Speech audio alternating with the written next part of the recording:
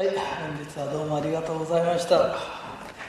今日は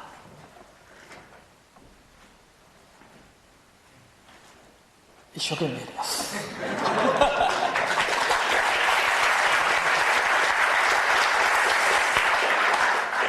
ここのとこね、時々ついてる神社用にこう100回劇テープっていうの入れるんです。突然起きて急におはようございますから始まってベラベラっと喋るんですけれど、これがですね、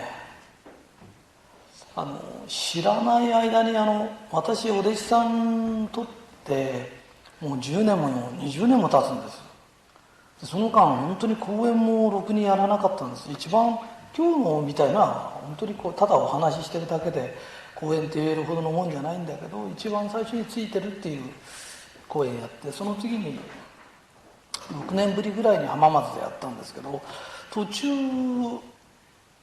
同じ人とばっかし話してたもんですから、話がこうだんだんこうエスカレートして上に上がってきちゃったんです。それで最近真我に向かえばいいんだよとかいう話をしてたんですけど、実はこの話が全然わからないということに、どうも顔を見てて分かってないような顔をしてるんで、この前聞いてみたら分かってなかったということが、初めて分かって、新鮮なショックと驚き、もうこの宇宙の中心に天元霊神という神がいるんだよ、ね、ヨーロッパじゃヤファウェイって言うんだよ、アラーっていう人もいるんだよとかって言ってて、聞いてたんですけど、後で聞いたら全然分かってないと、いうことが分かりまして、そういえばさ、昔俺こんな話しなかったよねって。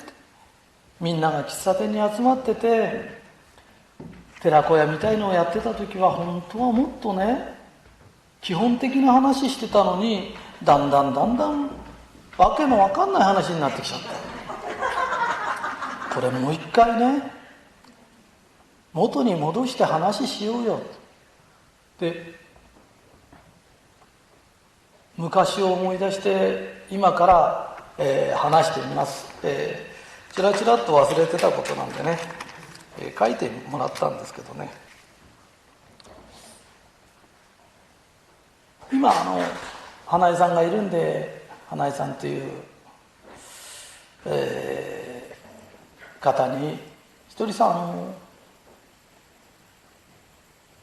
人は何で生まれてくるのかねって言った時、人は幸せになるために生まれてくるんだよ。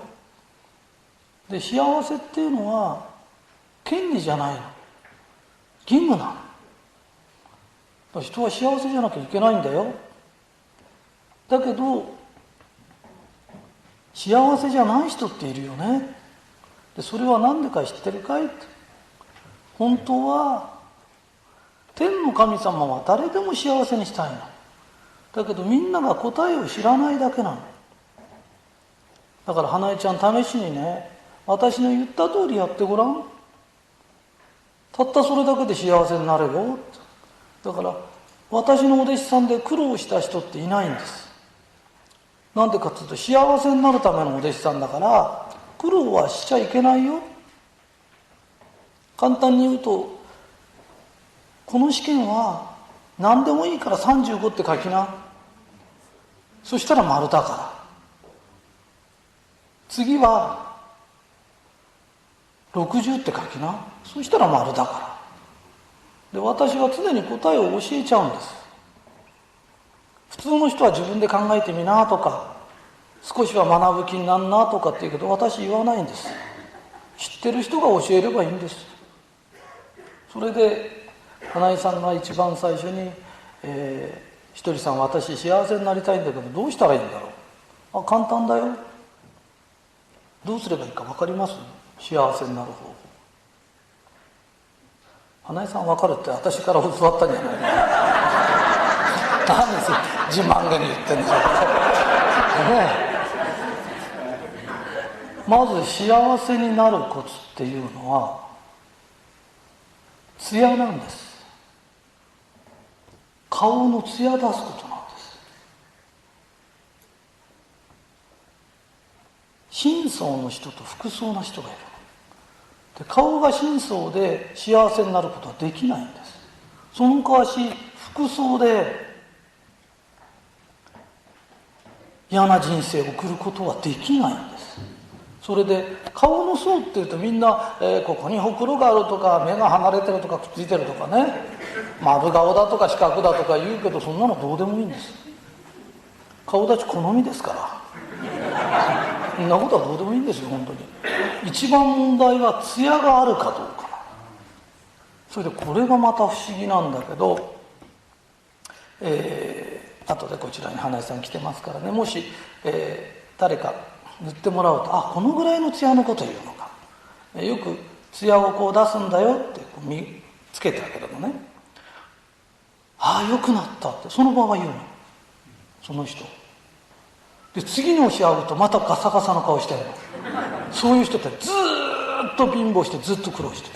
本当にそうなの。でね、ちゃんとその艶を守った人で幸せにならなかった人って一人もいない。本当に艶なの。だから艶ってすっごく大切なんだよ。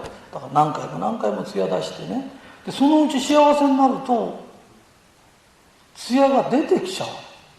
最初はオイルやなんか塗らなきゃならないね。売れてる女優さんでもそう、それからね、飛ぶ鳥を落とすような男の人でも、そういう人のね、奥さんでもそう、肌のカサカサの人とかいないよ。本当に人相って大切なので、一番最初に教えたことは何ですかって言った時、お弟子さんになって一番最初に教わったことが艶を出すんだよ。そして艶出して、ね、そしたらそれだけでお仕事やってたんだけど、お客さんの数がどんどん増えてくる。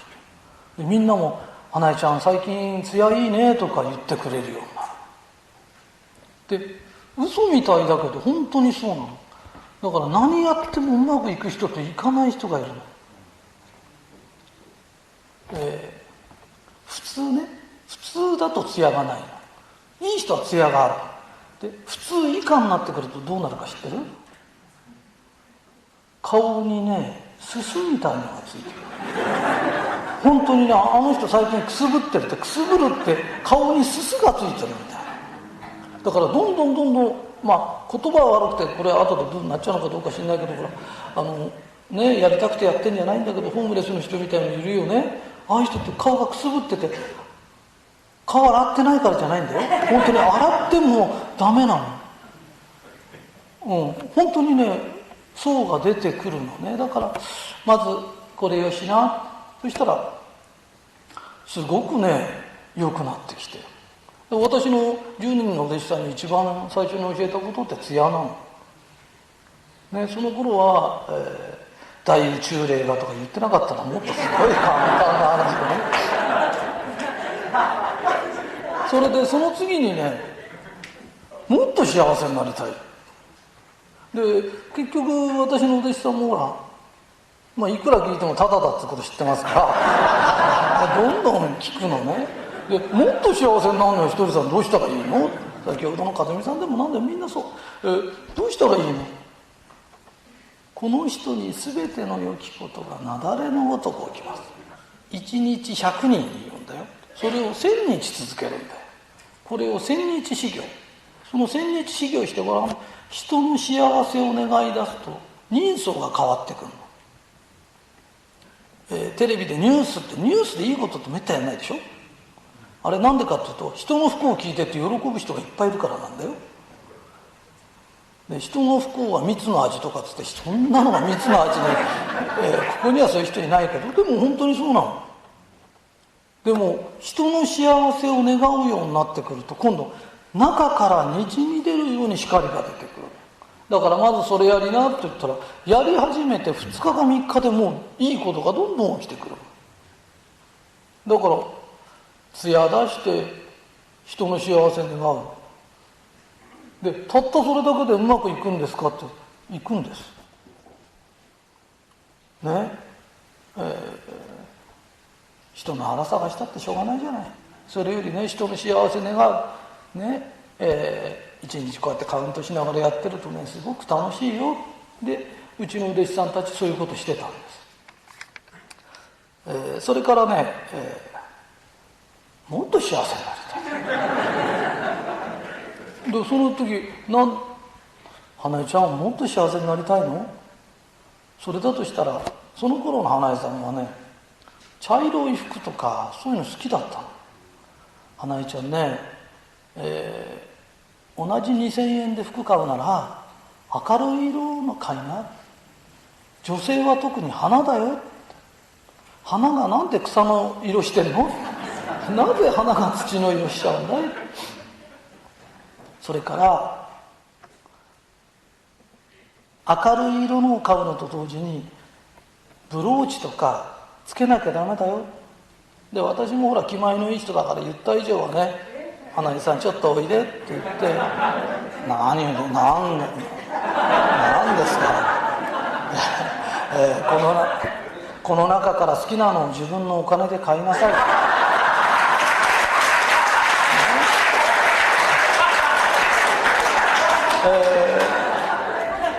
本当にね、最初だけついていかないとダメなの。なんでかっていうと、自分の好みで買うと必ずね、小さいの買うの。小さいの買っちゃう。で、花江ちゃん、ちっちゃいの買ったのはなんでだか知ってるかい？それは自分のためなんだよ。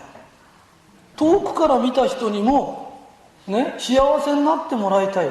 花江ちゃん自分のためにおしゃれしてるんだよ。それじゃダメだよ。自分が明るい服着るのも世の中明るくしたいから。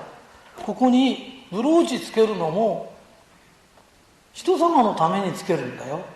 自分のためにするおしゃれはいくらお金かけてもエゴなんだよ。だからそんなことはいけないよ。それと女の人って観音様と同じな。いくら精神的な勉強しようが何しようが、あんまり地味だとそういう人に憧れないの。人が憧れるような格好しな。で憧れてついてきた人に精神的な話しな。だから観音様ってすごいおしゃれな、阿弥陀様っているでしょ。阿弥陀如来っていうのがいるんだけど、如来の下が、菩薩。菩薩は、阿弥陀様ぐらい偉くなると、タオルみたいの巻いてそれで済ましちゃっててね、タオルだかシーツだか知んないんだけど、しゃれっ気ないんですよ。だけどそれだと近づきがたいのと、途中にね菩薩という位があるんです。だから菩薩さんっていうのはもう本当に着飾ってて綺麗な。だけど必ずここにね、眼前に置いて弥陀の教えを忘れるって、ここに阿弥陀様くっつけたの。だから私はこういう格好してるけど自分のためだけのおしゃれじゃありませんよって言ってるんだよね。だからしっかりおしゃれしようね。でおしゃれするとまた幸せになる。不思議なんだけど、男の人でもそうだよ、ね、よく指輪も何もしてなくて持ってないのって言うと、いやタンスにあるんですとかって。タンスは指輪しないもん。指輪は指にするんだよ、ね、だからそんなことが、そんな話なの。それから本物とかっていりませんよ。光ってればいいんだよ。サバでもガーダでも何でもいいんだけどダメ生臭いからダメ。本当にね700円とか800円とかでね、いくらでも売ってるんだよ。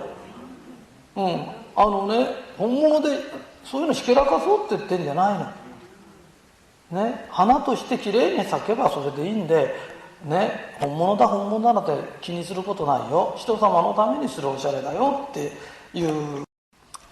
それであとまだ続くんだけど、もっと幸せになりた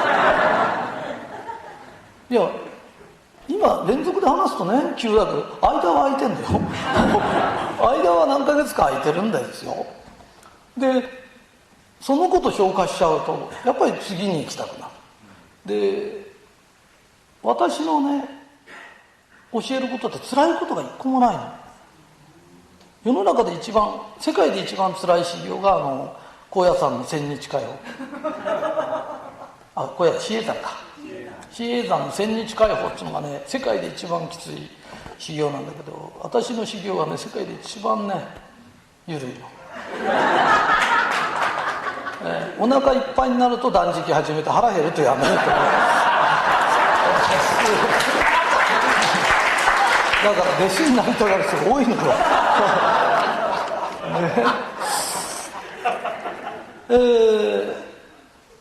ひとりさんさーっと、世の中って不幸な人と幸せな人っていっぱいいるよね。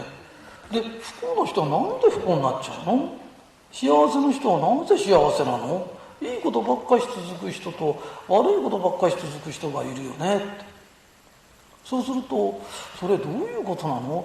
で、花江さんも聞き出すとしつこい人ですから、私が言うまで喋ってます。それで、それってね、言葉なんだよ。初めに言葉ありきって、ヨハネの福音書っていうのがあって、聖書に書いてあるのね。初めに言葉ありきって書いてある。で、その言葉なんだよ。神様ってやることうつなんだよ。いいかいって。ヨハネの福音書に書いてあるんだけど、いろはし18文字も48文字なんだ。で、48の音と書いてヨハネと呼ぶんだ。で、言葉が本当に最初なんだよっていうことを粋な計らいでね、してくれてるんだけど、いいことばかしが続いて、この言葉を言ってると天国に行ける言葉と、この言葉を言ってると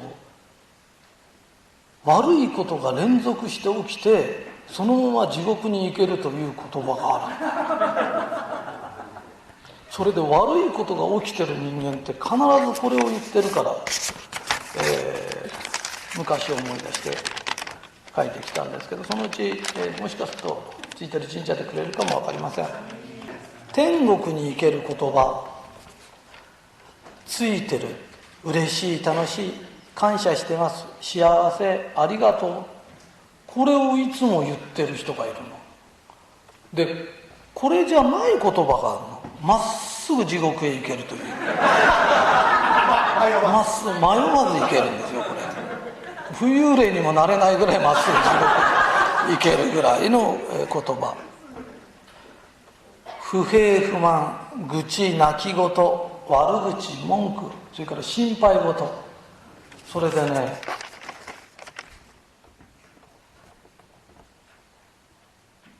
怒ってる人を見ると、あの人の言葉って毒があるよ、それからあの人毒吐くよって言うけど、実は人間って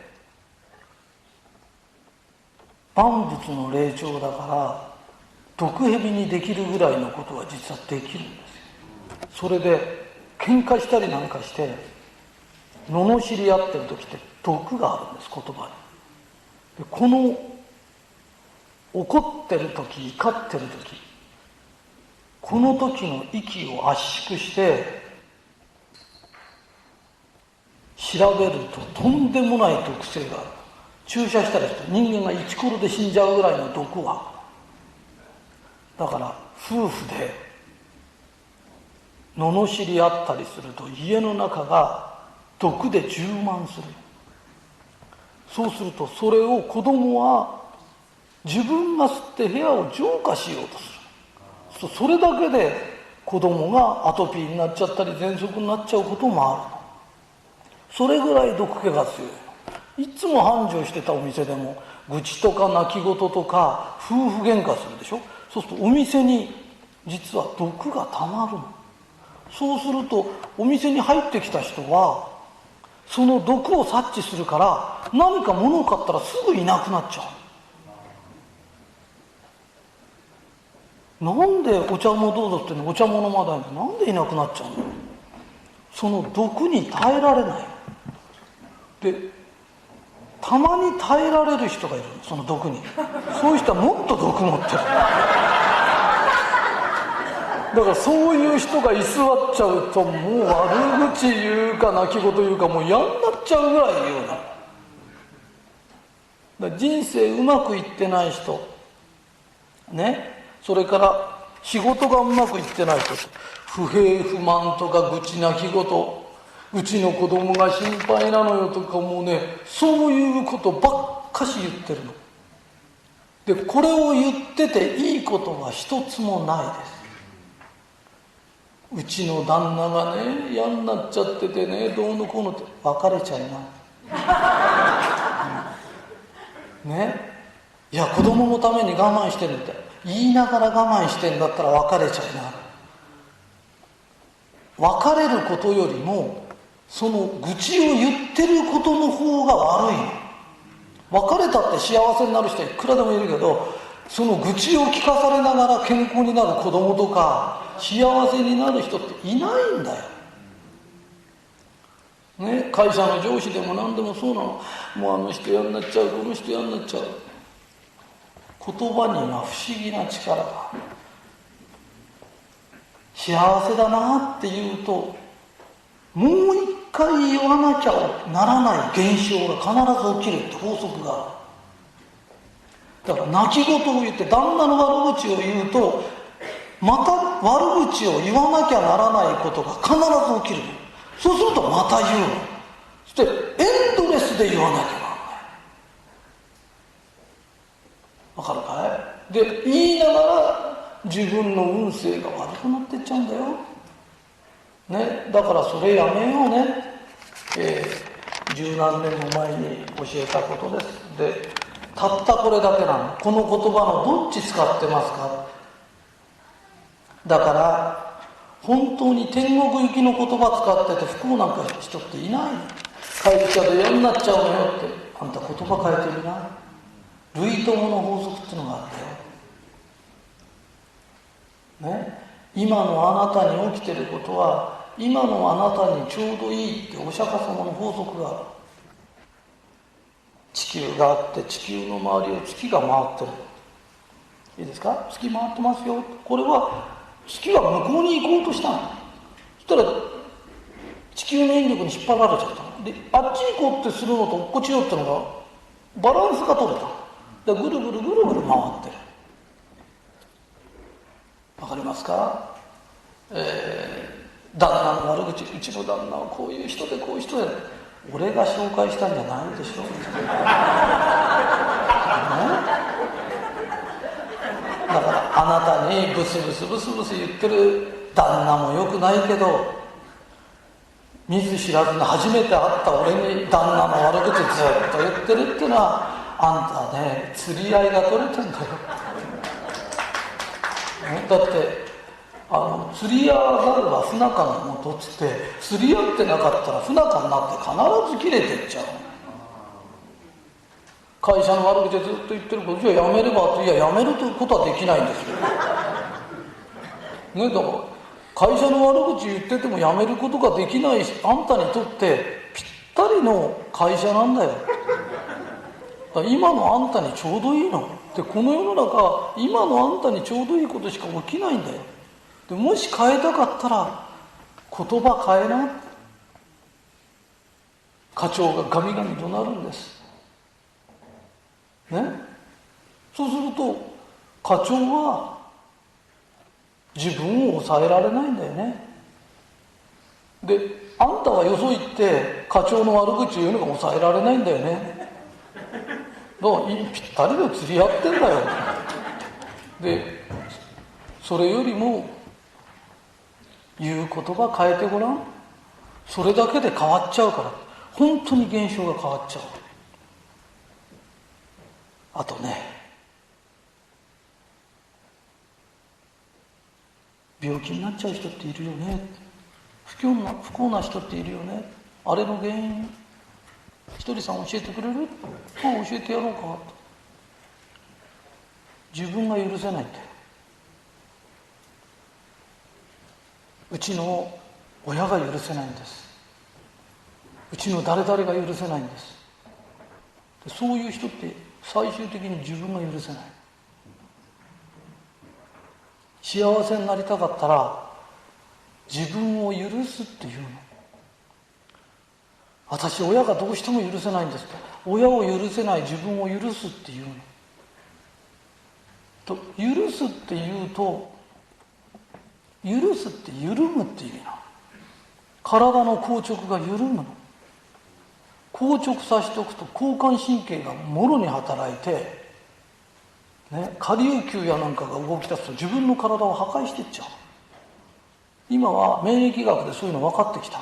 だから自分を許せばいいの。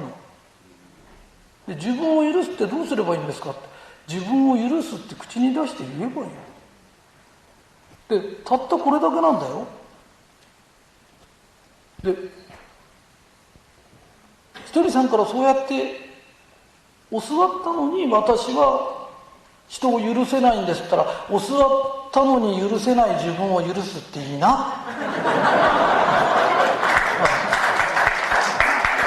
で、どこまで行ってもそうなの。いいかね。人を許せないと体に硬直が起きる。許せない状態ってだらっとして許せませんという人少ない。大概許せない人はどっかに力が入ってんだよ。ね。いつも頭痛いんです。頭って目上だよね。目の上でが痛いんだとしたら、目上の人で上役とか親とかあんちゃんとか目上の人で嫌ってる人いるだろう。そういう人がいると目から上に硬直が起きる。だから頭が痛くなるんだよ。だからそれよしな、首が痛いんです。首って頭と胴体をつなぐとこなんだよ。だから人間関係でトラブってたり腹立ててると首が痛くなるよ。ね。それは同級生でもいいんだよ。同じぐらいの人たちのことでもそうだ。目下の人に腹立てると腰が痛くなる。子供のこととかね、自分より下の人間に腹立てて、で怒ってぐっと押さえて、私は何も言わないのってぐっと押さえると、それどこ行くと思うって、その怒りをぐっと押さえると腰に溜まって痛くなる。で、私は言っちゃってんですって言うと、言っちゃってると腰も痛くなった上に相手の恨みもかくと、こういうことになってね、たったそれだけ。この前も仙台にちょうど行ったらね、政治家の人が来てね、なかなか偉い方で、衆議院議員のテレビ出て、名前言うと差し支えがあるんですけど、でその人が手のここに膨れができちゃう。これは何の因果でしょう。それは自分の手先で使ってる人、部下の人で腹立ててる人いるでしょう。本当はね、どっちが女性とか男性とかね、ある。だんだんね、こういうことも本当にね、起こるとどうなるとか、よく因果って言って、因果って怖いんじゃないんだよ。因果って最近ね、いろんなことが分かってきて、がんになる人をずっと調べていったら、がんになる前にどういうことがありましたって聞いたら、みんな同じような経験がある。ってことは、原因があるから結果が出る。因果って怖いんじゃないんだよ。お水飲んだらおしっこ出たってことと同じだからね。だからたったそれだけのことなの。がんになる人は覚えててくださいね。ここにもだいぶいると思います。頑張りすぎか頑固の人で、人生頑張りすぎちゃダメだよって、それからあんまり頑固になっちゃダメだよ、それを教えてあげるの。だからうちの会社の健康食品飲んでて、がんでもう死んじゃうって人で生きてる人いっぱいいるの。ひとりさんの作った健康食品すごい効きますねって。うちのが効いてんじゃないの。その人が頑固やめたの。原因は頑固か頑張りすぎなのね。うちの問題じゃないんだよ。胃が悪くなるし、食べ物に対する感謝が足りない。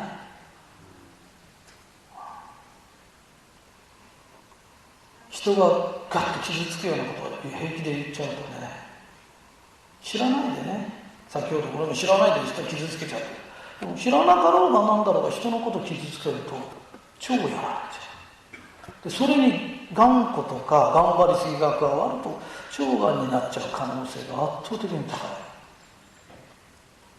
じゃあ肺がんはどうなんですかって、肺がんっていうのはね、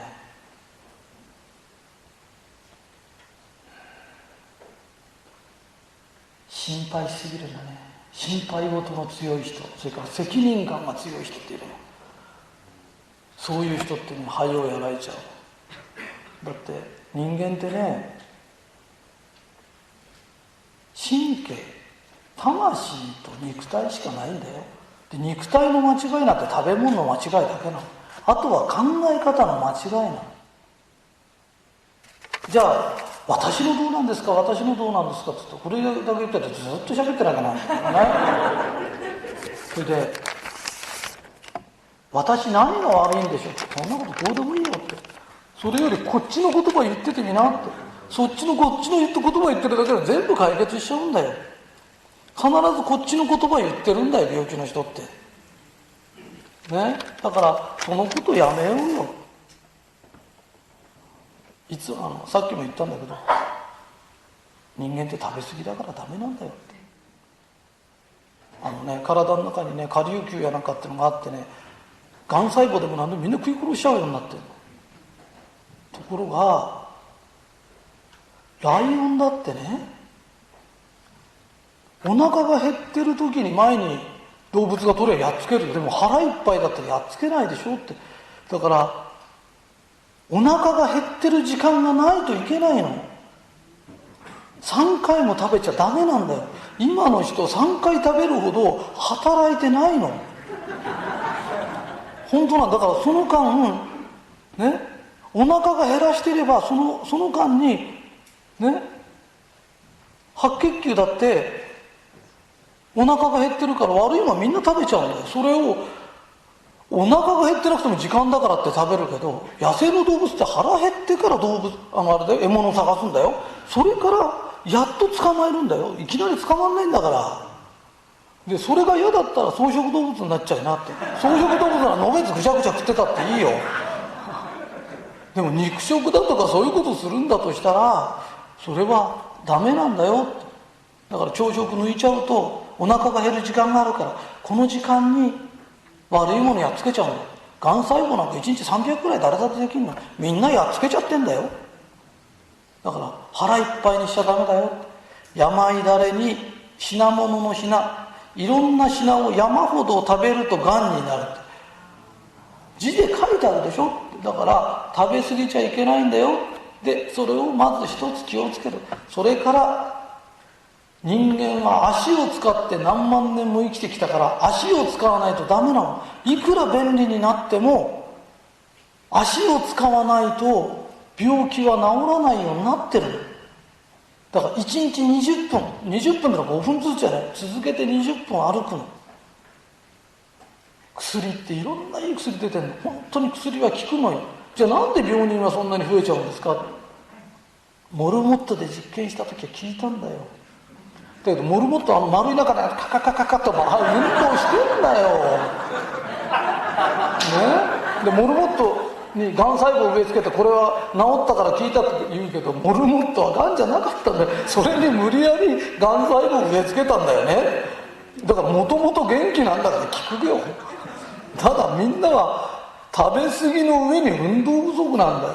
だからどんないい薬が開発されたって効かないんだよ。だから本来はみんな効くから承認されてんだよ。効く薬がこんなにあるのになぜ効かないんだよ。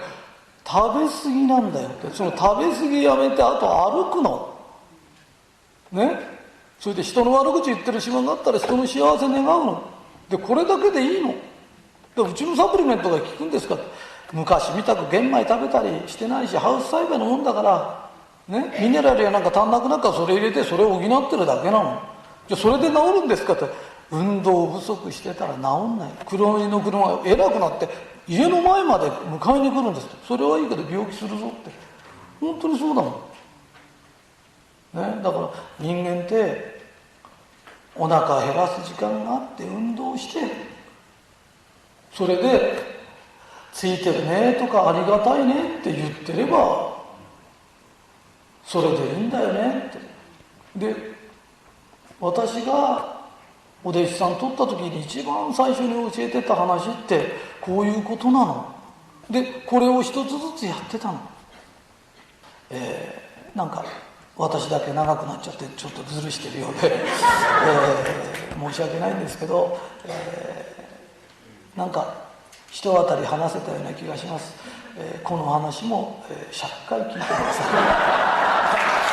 どうもありがとうございます。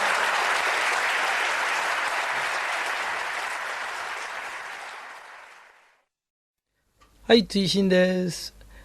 今の講演の中で、私が、この人に全ての良きことがなだれのごとく起きますっていうのを、1日100人に1000日言ってくださいって1000日修行っていうのがありますけど、普通の人は1日10人でいいですよ。それで100日修行で10分の1で十分です。それと10人言えなかった人がもしいたら5人でも1人でもいいです。気楽にやらないと続きませんからね。1人のも言えない日があっても構わないです。で、そんなこと気にしないで人の幸せを願うっていう気持ちが大切ですから、気楽にやった方がいいですよ。以上です。はい、おはようございます。100回聞いてくださいの話です。ただしこの話だけは聞きたくない人は聞かなくて結構です。それから信じたくない人は全く信じなくて結構です。非常に不思議な話をします。この話を聞くと今まで解決できなかったことが嘘のように解決できます。すごい話ですからよく聞いててくださいね。この世には因果というのがある。因果って何ですかって言った時、原因があるから結果があるんだよねっていうことですよね。で、その原因があって結果があるんだよっていうことなんですけれど、今から例題的にいろんな話すると、だんだん分かってきます。例えばなんですけれど、意外と多いのが小さい時女の子で私お兄ちゃんにいたずらされちゃったことがあるのよ。それがものすごく精神的ショックで親にも言ったけどそんなことね人前で言っちゃダメだよとかって言われてそれだけで済まされちゃった。お兄ちゃんも許せないし聞いてくれないお母さんも許せないっていう人がいます。でそういう人はなぜそういうことが起きたんだろう。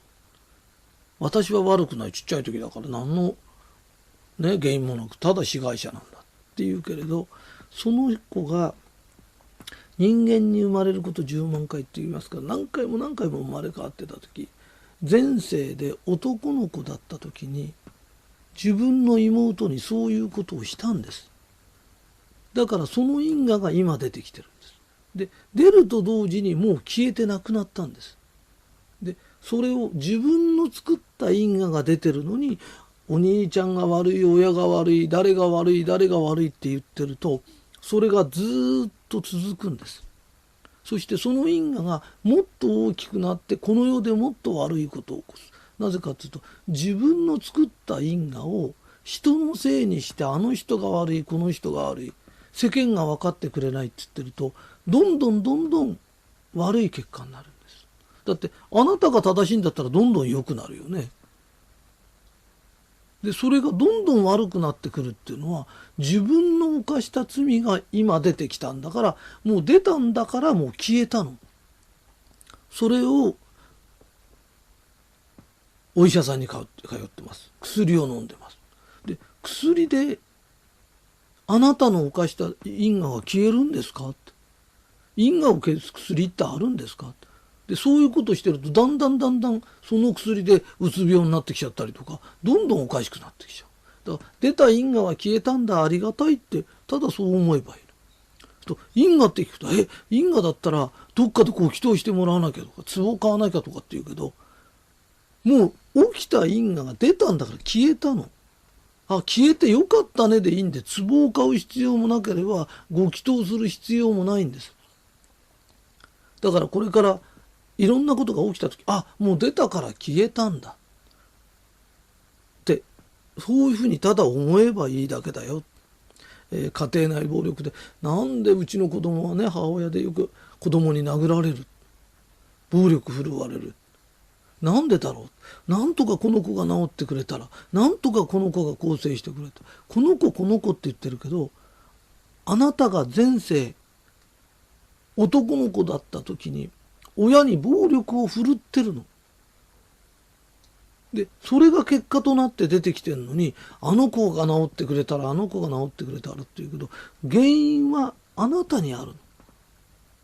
そうすると、あ、因果が消えるんだ、ありがたいことだ、自分が犯してきたことが今消えていくんだ、ありがたいと思った時、その子供の、あなたの人相も変わるけど、相手の子供の人相もわーっと変わってきて、ああよかったね、ありがたいねっていうことが始まるの。それを自分の犯した罪を相手が悪い相手が悪いっつってと、そうじゃないそうじゃないというげんこつの雨が降るんだ。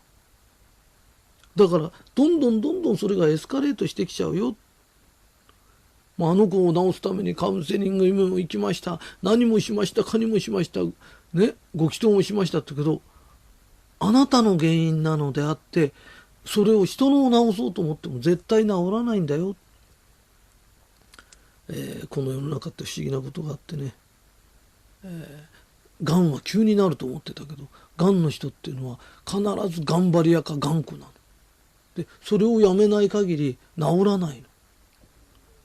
それから喘息なんていうのは、子供の喘息なんていうのは親かおじいちゃんで人のことを怒鳴りつけて、息もできないほど怒鳴りつける人がいるの。そうするとその人が出した因果が子供か孫に回ってくるの、ね、そういうこともあるんだよってで言われた人はすぐ思い当たるの。あ、そうだ、うちの親がそうですよと、おじいちゃんがそうですよと、ね、リウマチもそうなの。人のことを恨んだり恨まれたりするとそういう結果が出てくるの。この世の中には原因があって必ず結果があるの。因果の場合はね、人に恨まれなくても本当に冷え性であんまり冷やしちゃうとなるけれど、因果の人はすぐ分かるの、ね、だからああそうなんだ、こういう因果があるんだで、そのことが分かっと自分が救われるので、自分一人が救われると地獄で苦しんでる自分の先祖が一人救われるので、あなたそうじゃないよ、こういう考え方してごらん、こういうことがあるんだよ、原因がないことが起きるわけないじゃないかって一人教えてあげて、その人が一人救われるとまた先祖で苦しんでる人が救われる。それで自分も幸せになり、周りも幸せになり、先祖も幸せにできる。でこういう話を聞ける人は特別選ばれた人なので、特別選ばれた人には特別の考え方をして、また特別にやらなきゃいけないことがある。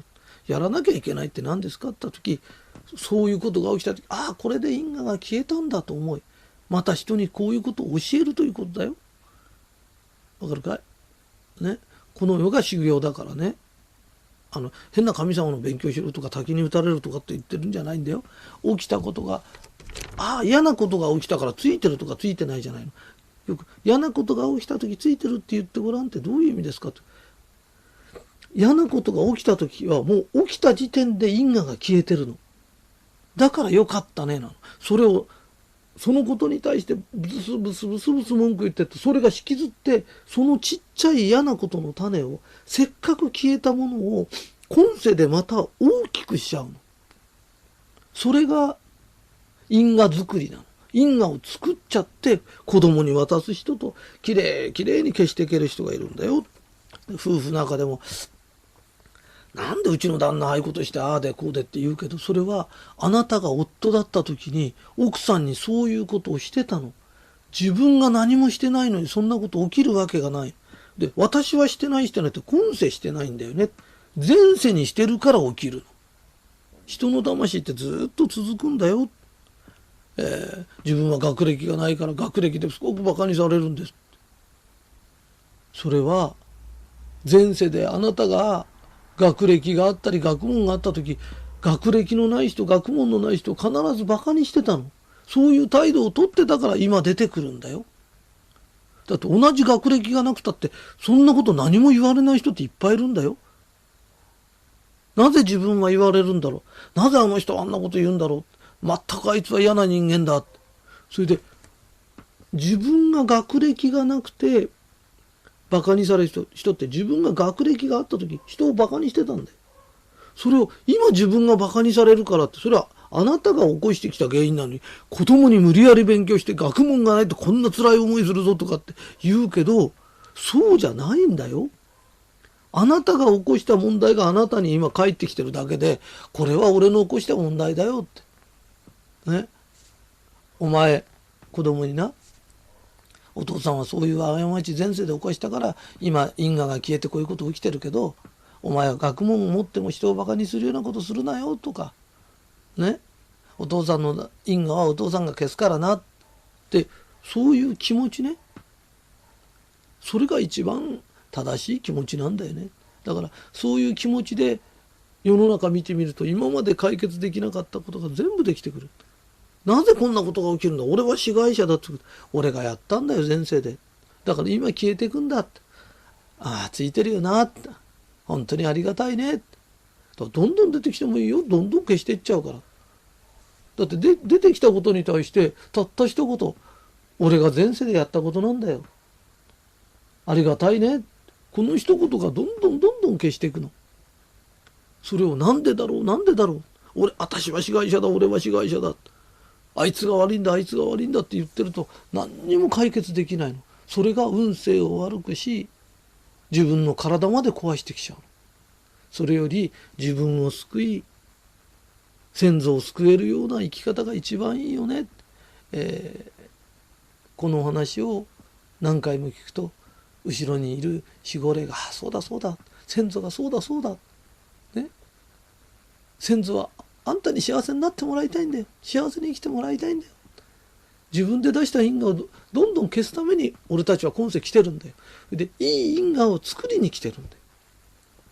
いい因果はいいことがしか起きないんだよ。だから自分の因果を消していい因果を渡すんだって、みんながそうだそうだっていう喜びの声が湧き上がってくるんだ。それで見る目が変わって幸せになれる。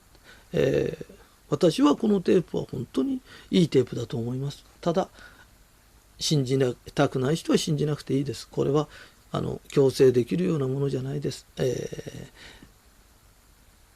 私もあったかい気持ちで入れたつもりです。聞ける人は100回聞いてください。ありがとうございます。